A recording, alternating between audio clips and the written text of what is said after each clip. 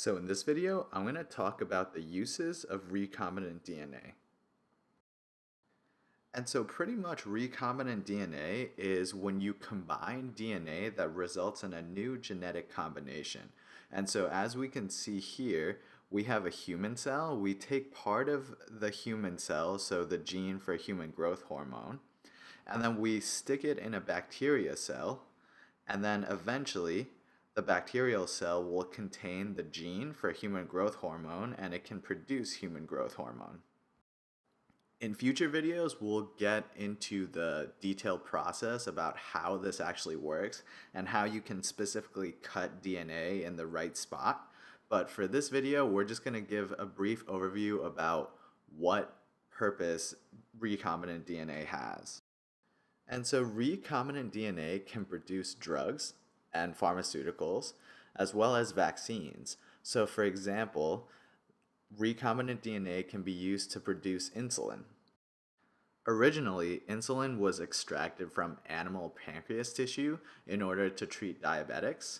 However, now insulin is produced in bacteria using the recombinant DNA. So essentially what happened is we took the gene that codes for the insulin protein and then we stuck it into bacteria, and now bacteria produces insulin for us, so we don't have to take pancreas tissue from animals. And so as you can imagine, that makes treating diabetes and producing insulin a lot cheaper.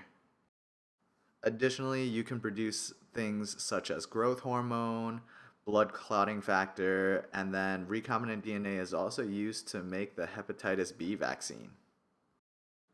Other than drugs and vaccines, recombinant DNA can be used to make genetically modified organisms, aka GMOs. So for example, if you guys have ever seen glowfish, that is a genetically modified organism. These glowfish have a green fluorescence protein, or now they're making glowfish in different colors, but if the glowfish is green, they have a gene that's inserted into them called the green fluorescent protein. Another use for recombinant DNA is to reduce vitamin deficiencies. The most common example that's given is golden rice. And what golden rice is it's a type of rice that produces more beta carotene than the regular rice. And so beta carotene is a precursor of vitamin A. So pretty much golden rice gives you more vitamin A.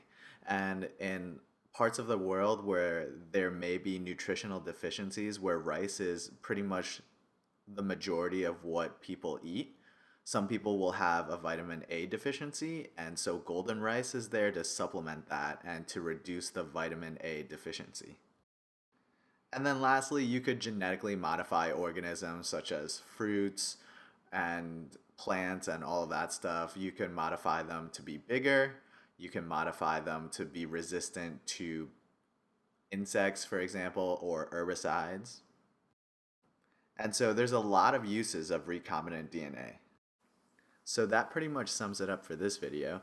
If you have any questions or comments, please post them below. And thank you for watching this video. I hope you liked it and found it useful. If you did, please be sure to give it a like and subscribe if you want to see more videos like this.